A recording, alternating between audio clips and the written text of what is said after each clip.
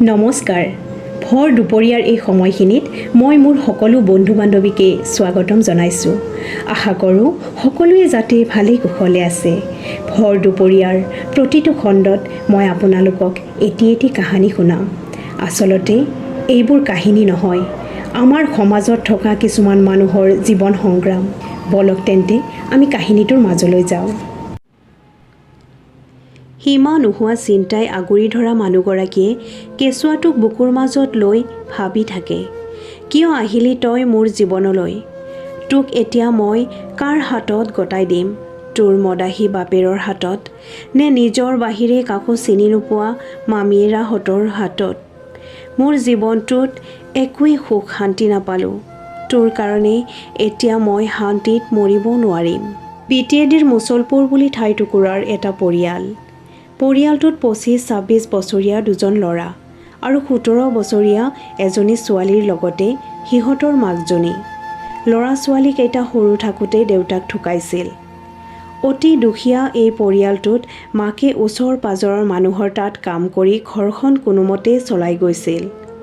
ল'ৰা দুজনে কাম বিচাৰি গুৱাহাটীলৈ আহিছিল আৰু দুই-এটা সৰু-সুৰা কামত সোমাই গুৱাহাটীতেই থাকিবলৈ লয়। গাঁৱত মাক আৰু জীয়েক অকলে থাকে। গুৱাহাটীত ১-১.৫ বছৰমান থকাৰ পিছত পইচা পাতি বেছিকৈ যোগাৰ কৰিব নোৱাৰিলেও কিন্তু দুয়ো ভায়েকে ছোৱালী দুজনী যোগাৰ কৰি ল'লে। দুয়ো ভায়েকে সৰুকৈ বিয়া পাতি বেলেগ বেলেগকৈ ভাড়া ৰুম লৈ সংসাৰ আৰম্ভ কৰিলে। গুৱাহাটীৰ দৰে চহৰত ৰুম ভাড়া লৈ পৰিয়াল চলোৱাটো ইমানো সহজ নহয়। কাম কৰি যিকেইটা পইচা যোগাৰ কৰে সিহঁতকে নোজোৰে। সিফালে গাঁৱত থকা মাক আৰু ভনীয়েক নিৰুপমাক পাহৰাৰ দৰে। দুয়ো কি খাইছে কি পিন্ধিছে খবৰ ল'বৰ সময় নাই দুয়ো ভায়েকৰ।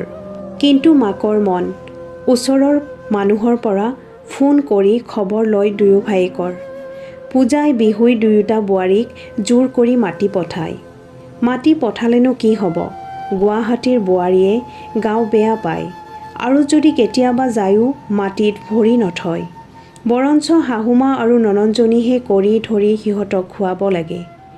এবাৰ মাঘৰ বিহুত দুয়ো পুতেক আৰু দুয়ো বোৱাৰী ঘৰলৈ যোৱাৰ সুযোগতে মাকে ক'লে যে নিৰুপমাৰ ২০ বছৰ হ'ল, মোৰো গা ভালে নাথাকে, তহঁতো গুৱাহাটীত থাকা, গতিকে তাইক ল'ৰা এটা চাই উলিয়াই দিব লাগে।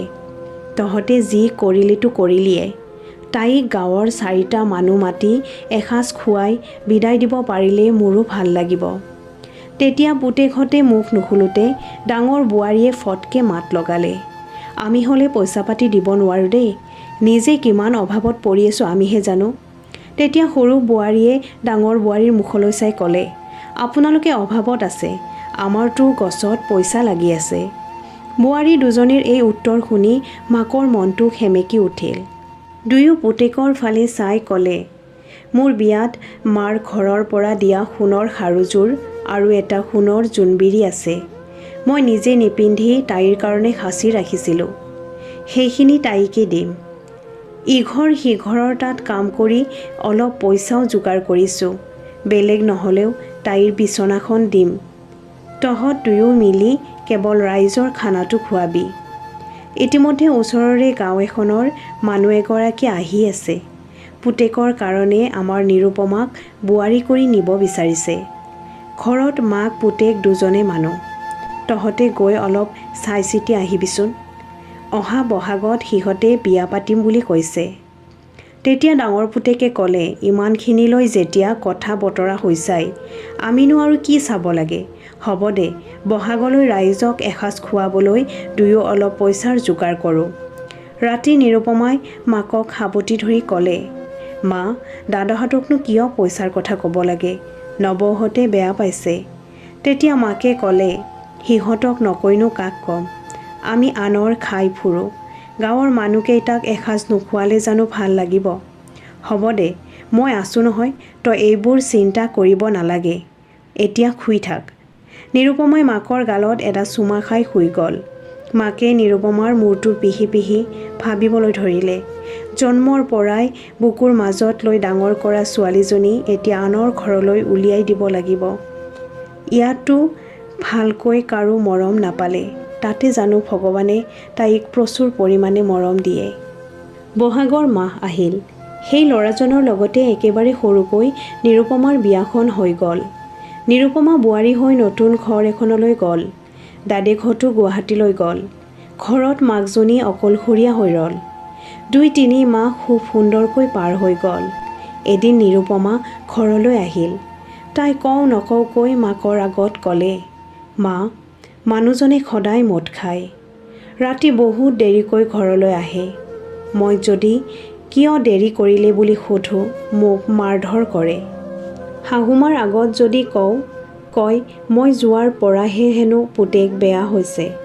মোৰে হেনো দোষ। সিহঁতে হেনো ভাবিছিল মোৰ ২জন দাদাই গুৱাহাটীত থাকে, বিয়াত বহুত বস্তু মোক দিব। কিন্তু সিহঁতে বোলে ঠগ খালে আৰু মোতকৈ হেনো ভাল ছোৱালী পালেহেঁতেন। এইবোৰ শুনি মাকৰ মূৰত সৰগ ভাঙি পৰিল। মাকে এই কথাখিনি পুতেকহঁতক ফোন কৰি জনালে।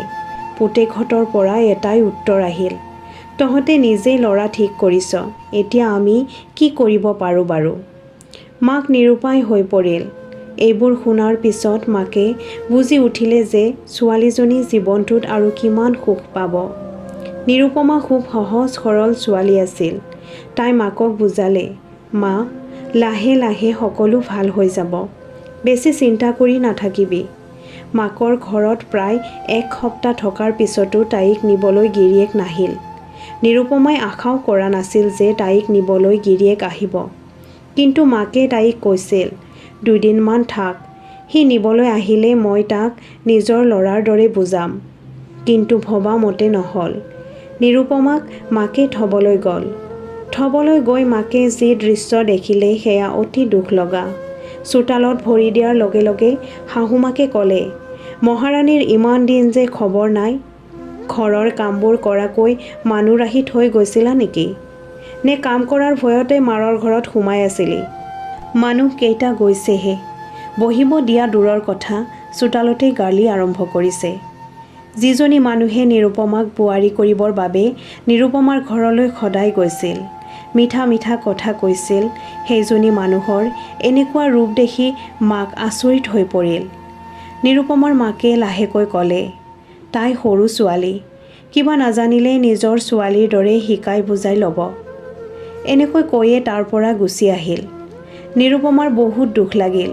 মাকক তাই একাপ চাহো খুৱাই পঠাব নোৱাৰিলে। সিদিনা ৰাতিয়ে গিৰিয়েকে তাইক মাৰি গোটেই ৰাতি ঘৰৰ বাহিৰত উলিয়াই থৈছিল। তাই গোটেই ৰাতি কান্দি কান্দি বাৰান্দাত বহি পাৰ কৰিলে। মাকৰ বুকুৰ মাজত সোমাই টোপনি মৰা ছোৱালীজনীৰ আজি এই বিলয়। শাহুমাকে গম পায়ো তাইক এষাৰো মাত নলগালে। এনেদৰে মাৰধৰ খোৱা, গোটেই ৰাতি ঘৰৰ বাৰান্দাত পাৰ কৰা তাইৰ ডেইলি ৰুটিনৰ দৰে হৈ পৰিল। তাই বুজি পাইছে এইবোৰ কথা দাদেকহঁতক কৈ একো লাভ নাই। সিহঁতে নিজৰ নিজৰ সংসাৰতে ব্যস্ত। মাকজনীক কৈনো আৰু কিমান দুখ দিব।